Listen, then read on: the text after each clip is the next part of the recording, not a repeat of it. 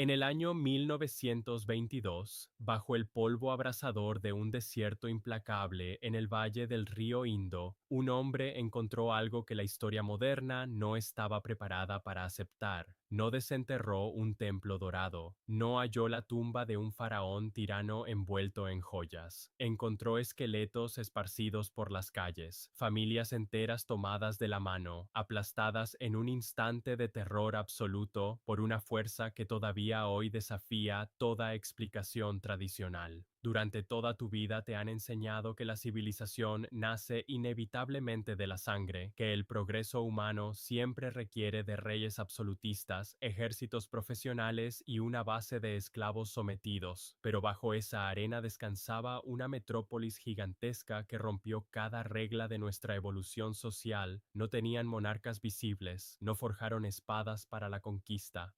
Construyeron una utopía matemática perfecta que dominó un territorio inmenso durante más de 700 años sin disparar una sola flecha. La razón por la que desaparecieron de la faz de la Tierra de la noche a la mañana no fue una guerra imperial ni una plaga enviada por dioses furiosos. Lo que los borró del mapa es una advertencia geológica que late bajo nuestros propios pies en este mismo instante y revela por qué su idioma sigue siendo el único código antiguo que la humanidad no puede descifrar. La ciudad no creció orgánicamente, fue calculada con una frialdad aterradora. Hace más de 4500 años, cuando el resto del planeta apenas aprendía a levantar chozas de barro asimétricas y vulnerables a la primera tormenta, alguien dibujó una cuadrícula perfecta sobre la inmensa llanura de tierra virgen. Las calles principales medían exactamente 10 metros de ancho, alineadas con una precisión astronómica rigurosa, de norte a sur y de este a oeste, diseñadas específicamente para que el viento constante del desierto limpiara el polvo y los escombros como una aspiradora natural continua. No había margen para el caos humano ni para la improvisación arquitectónica. Cada ladrillo cocido al horno en esta urbe colosal, desde los profundos cimientos ocultos bajo la tierra hasta los techos planos donde secaban el grano, seguía una proporción matemática estricta y obsesiva de 4:2:1. Si tomabas un bloque de arcilla en el extremo norte de la ciudad y lo comparabas con uno a 7 kilómetros al sur, en los barrios periféricos eran idénticos al milímetro. Esto no era un simple asentamiento agrícola que se expandió por accidente, era una máquina de supervivencia diseñada para albergar a más de 40.000 seres humanos sincronizados, mientras los faraones egipcios sacrificaban miles de vidas y vaciaban las arcas del Estado para construir pirámides inútiles destinadas a glorificar un solo cadáver. Los ingenieros anónimos de esta llanura invirtieron su genio exclusivamente en la calidad de la vida humana. Levantaron el primer sistema de alcantarillado subterráneo del mundo con una eficiencia que paraliza a los urbanistas actuales. Cada casa, sin importar cuán modesta fuera su fachada, poseía su propio pozo cilíndrico de agua limpia y un sistema de drenaje cerrado con conductos de terracota que superaba ampliamente en higiene y salubridad a la mayoría de las capitales europeas del siglo XVIII. Pero el silencio de sus inmensas ruinas es ensordecedor para quienes buscan las marcas típicas del poder. Nadie esculpió estatuas gigantes de líderes gloriosos aplastando a sus enemigos. No pintaron batallas sangrientas en sus paredes porque, por más que los historiadores militares buscaron durante décadas, la evidencia sugiere que simplemente no libraban ninguna. Entre las millones de piezas desenterradas, catalogadas y analizadas durante el último siglo de excavaciones febriles, las armas ofensivas como espadas largas, escudos pesados o yelmos de bronce simplemente no existen en el registro arqueológico. En su lugar, dejaron un rastro de juguetes infantiles de terracota finamente modelados con ruedas móviles, joyas de cornalina talladas con tal maestría que requerían taladros especializados de punta de diamante sintético primitivo y miles de pequeños sellos cuadrados de esteatita. Estos sellos portan un guión enigmático, una escritura hermosa y críptica que ningún lingüista, criptógrafo militar o superordenador moderno ha logrado traducir jamás. Eran los dueños absolutos del valle, dominando un territorio comercial mucho más vasto que el de Mesopotamia y Egipto juntos, operando en una red que abarcaba más de 1 millón de kilómetros cuadrados. Sus barcos mercantes de madera de teca cruzaban las aguas peligrosas del mar Arábigo hacia el oeste, transportando fardos de algodón teñido, maderas preciosas y lapislázuli hasta los bulliciosos puertos de los grandes reyes sumerios, quienes los veneraban y los llamaban el próspero pueblo de Meluja. Tenían el monopolio comercial pacífico del mundo antiguo, estableciendo puestos de avanzada hasta las fronteras del actual Afganistán. Eran ricos más allá de toda medida comprensible para su época, pacíficos hasta la médula de su estructura social y, desde su perspectiva basada en el cálculo y la ingeniería hidrológica, absolutamente invencibles ante las amenazas terrenales. Creyeron con una fe ciega que habían domesticado a la naturaleza misma. Creyeron que el agua, contenida y purificada en sus inmensos baños públicos forrados de gruesas capas de betún impermeable para evitar filtraciones, siempre obedecería a la geometría perfecta de sus canales de terracota. Fue el primer gran error de cálculo de la civilización humana.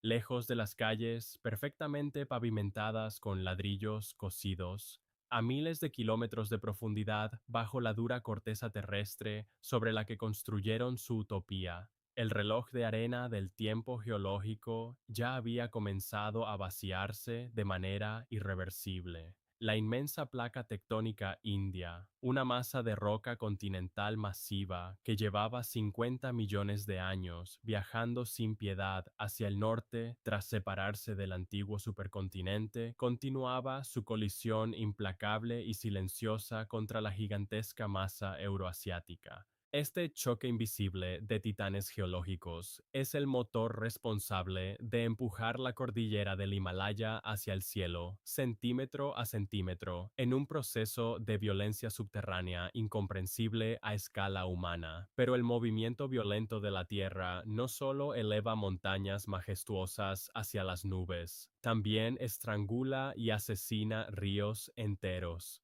Los habitantes de la gran metrópolis de ladrillo adoraban el agua como principio ordenador, la canalizaban con precisión milimétrica y la integraban en cada aspecto de su ritual diario, pero ignoraban fatalmente que su arteria vital dependía de un equilibrio geológico y climático extremadamente frágil, sostenido por fuerzas que no podían medir ni controlar. El poderoso río Indo y el mítico río Sarasvati, que regaban sus inmensos campos de trigo y cebada, no eran dioses eternos de la fertilidad, eran venas líquidas susceptibles al capricho devastador de los terremotos de gran magnitud y los desplazamientos de fallas. La prosperidad ininterrumpida y la ausencia de enemigos externos crean una peligrosa y letal ilusión de permanencia. En las distantes ciudades-estado de Sumeria, los reyes obsesivos anotaban cada victoria militar sangrienta y cada conquista territorial en tablillas de arcilla indestructible, aterrorizados por el olvido y sedientos de la inmortalidad de sus nombres. Aquí, en el sereno oeste, el anonimato burocrático era la regla de oro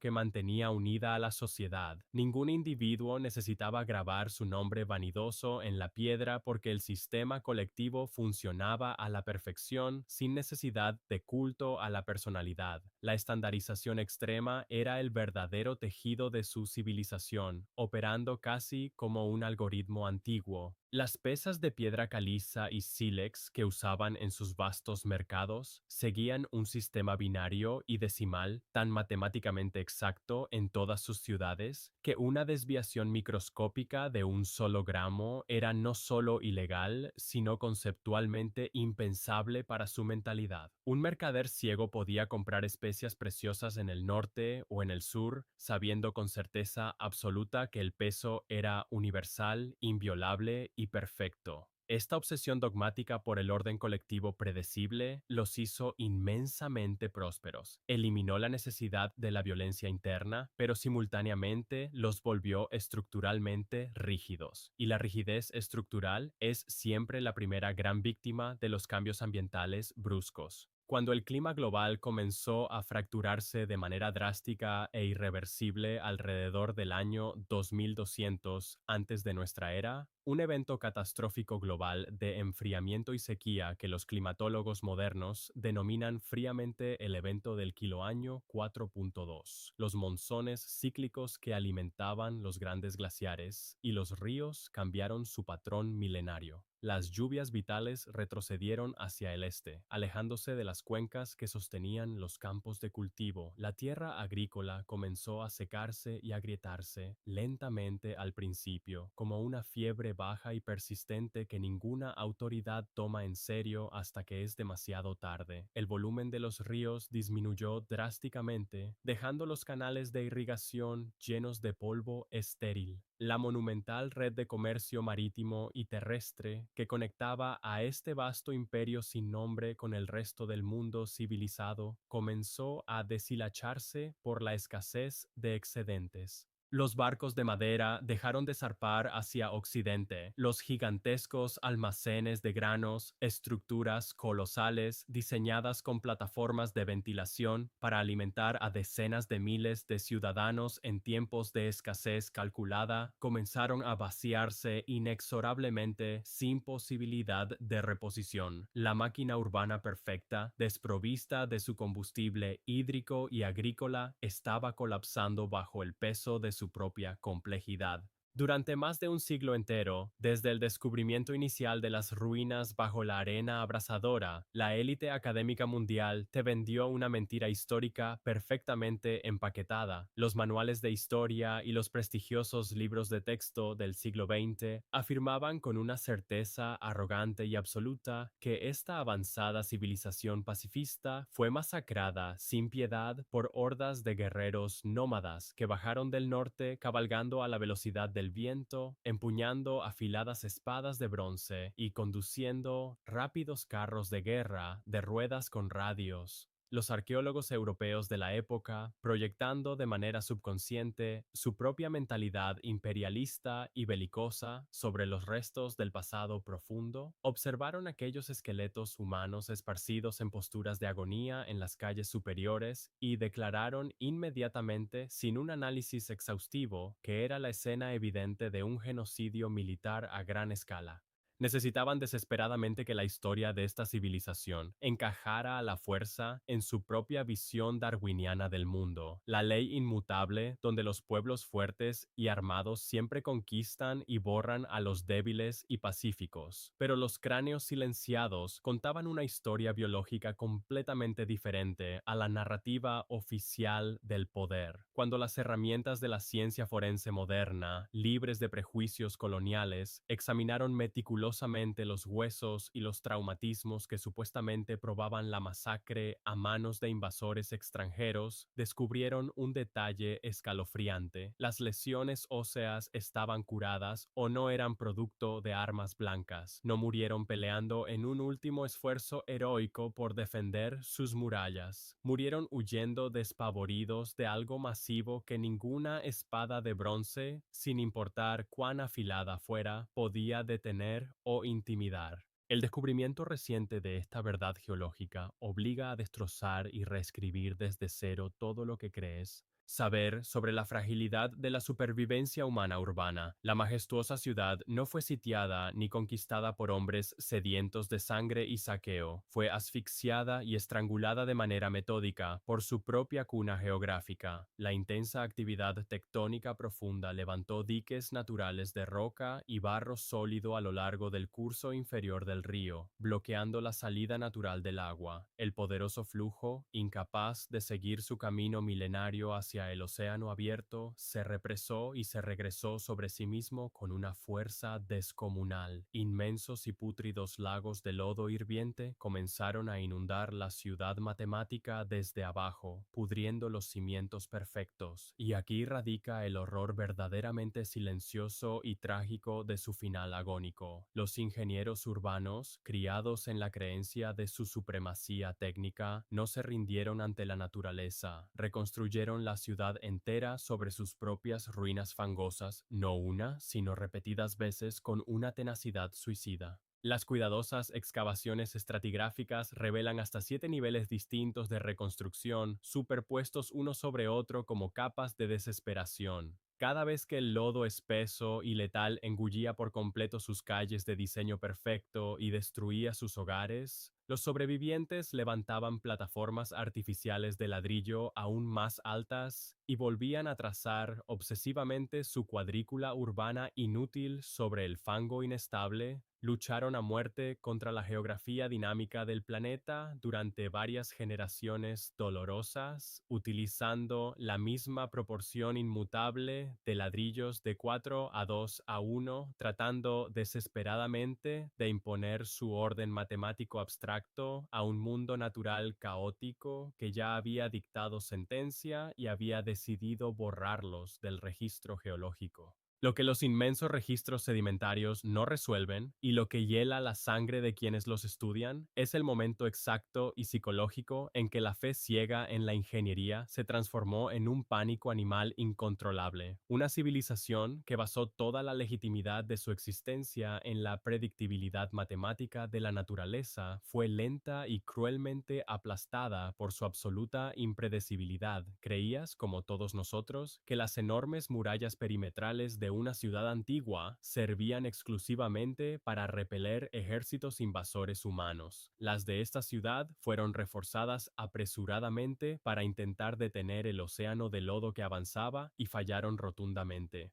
El día que la metrópolis perfecta murió finalmente, no hubo trompetas anunciando la caída ni grandes ejércitos asediando sus puertas principales. Hubo barro hirviente que brotaba del suelo, un enjambre de enfermedades mortales y una sed agónica y paralizante en una tierra que alguna vez fue considerada el paraíso hidrológico del mundo antiguo. Las élites administrativas, si es que alguna vez existieron de manera organizada en esta sociedad enigmática, probablemente huyeron primero hacia el este, buscando refugio en las frondosas llanuras vírgenes del río Ganges, llevándose consigo el conocimiento exclusivo de la escritura sagrada, pero abandonando para siempre el espíritu igualitario y la estructura de su cultura milenaria. Los miles que quedaron atrapados atrás en la ciudad agonizante eran los que no tenían a dónde ir ni medios para escapar de la trampa mortífera. Las imponentes y espaciosas casas con lujosos baños privados se dividieron apresuradamente con muros precarios construidos con ladrillos rotos y reciclados en un intento desesperado por albergar a las multitudes desplazadas por las aguas. La sagrada estandarización, pilar de su identidad, colapsó en 1000 pedazos. La perfección geométrica que los definió se convirtió en una trampa de desesperación hacinada. Las amplias calles ventiladas que una vez midieron exactamente 10 metros de ancho fueron invadidas y bloqueadas por hornos callejeros de cerámica barata y refugios miserables construidos con escombros. El complejo sistema de drenaje subterráneo, el orgullo absoluto de la ingeniería de la humanidad antigua, se atascó fatalmente con limo y escombros derrumbados y se desbordó hacia las calles, llenando el aire espeso con una pestilencia insoportable de aguas residuales mezcladas con cadáveres de animales. Las mortíferas enfermedades bacterianas nacidas del agua estancada y corrompida diezmaron sin piedad a la población restante y desnutrida. Los 44 esqueletos humanos encontrados en la calle superior, abrazados en posiciones contorsionadas de terror visceral, no fueron víctimas de espadas forasteras cortando su carne. Murieron de brotes fulminantes, de cólera, de malaria endémica o simplemente quedaron atrapados y aplastados bajo el colapso repentino de las paredes de adobe reblandecido cuando el fango pesado del río finalmente engulló los últimos niveles de ocupación de la ciudad en una inundación final, catastrófica e irreversible. El agua, la misma fuerza natural y divina que les había otorgado la vida abundante, la riqueza sin precedentes y el poder comercial absoluto durante casi un milenio ininterrumpido mutó horriblemente para convertirse en el verdugo ciego que los enterró vivos bajo toneladas de sedimento estéril. Se ahogaron literalmente en su propio espejismo de control tecnológico sobre el entorno. Todo lo que hizo grande, única y poderosa a esta vasta red imperial, su estricta homogeneidad cultural, su confianza arrogante y ciega en la infraestructura artificial, su dependencia extrema de un solo y delicado ecosistema fluvial, fue la trampa de relojería exacta que garantizó y aceleró su extinción total de los registros humanos. No dejaron herederos ni descendientes políticos que continuaran su legado. No dejaron sucesores culturales que intentaran construir nuevas ciudades idénticas en otras latitudes. El trauma psicológico colectivo del colapso urbano fue tan profundo, tan absoluto y tan aterrador que las generaciones humanas posteriores en el subcontinente abandonaron la vida urbana por completo y regresaron a una existencia nómada y de pequeñas aldeas dispersas durante más de 1000 años de silencio histórico. Renunciaron voluntariamente a la tecnología de la escritura. Renunciaron a la majestuosa arquitectura monumental de ladrillo cocido. Borraron consciente y deliberadamente de su memoria oral el nombre mismo de la inmensa ciudad de ladrillos perfectos, dejando que el desierto la reclamara para siempre. Has leído la desgarradora historia entera asumiendo desde tu cómoda posición en el presente que el colapso espectacular de esta utopía antigua es simplemente otra tragedia humana distante, una mera nota al pie fascinante en el vasto y polvoriento cementerio de los imperios perdidos. Pero estabas mirando a través del cristal equivocado desde la primera palabra, la verdadera razón subyacente por la que ningún ordenador en la Tierra puede leer sus intrincados sellos de esteatita, la razón escalofriante por la que su idioma complejo y hermoso permanece eternamente mudo, no es simplemente porque nos falte una piedra de Rosetta providencial que traduzca sus símbolos, es porque su caída y su fracaso fueron tan definitivos, tan estigmatizados por los sobrevivientes, que absolutamente nadie en el mundo antiguo consideró que valiera la pena preservar o copiar sus palabras para la posteridad.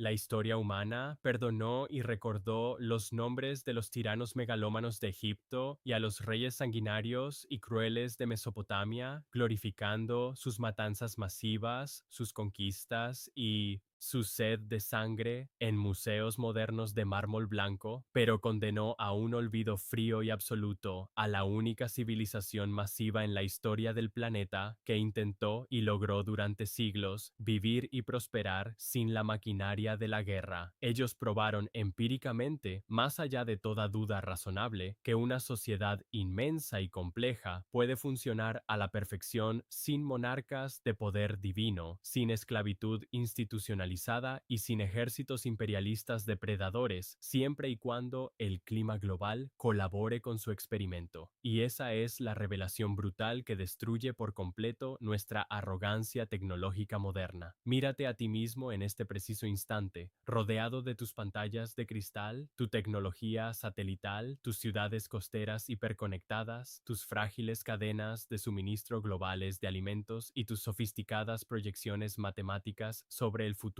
desarrollo humano. ¿Confías ciegamente, casi con fanatismo religioso, en que tu compleja infraestructura de hormigón armado, acero y fibra óptica te protegerá para siempre de la furia tectónica, climática y atmosférica de un planeta en constante cambio? Ellos, los habitantes sin nombre de la gran ciudad de Lindo, pensaban y creían exactamente lo mismo que tú hace más de 4500 años mientras se bañaban tranquilamente en agua cálida y purificada y pesaban sus inmensas riquezas comerciales en balanzas geométricas perfectas que no admitían error. Su incomparable perfección matemática no importó en absoluto cuando el río dejó de fluir. Su larga paz de 700 años no importó cuando el lodo invadió las habitaciones de sus hijos. Cuando el planeta decide cambiar sus reglas físicas y alterar su termostato, ni el mejor y más avanzado sistema de ingeniería civil diseñado por el ingenio humano puede salvarte del entierro. Las líneas rectas y las calles matemáticas de aquella inmensa metrópolis de millones de ladrillos yacen muertas bajo el calor asfixiante del desierto asiático, no como un fracaso irrelevante del pasado lejano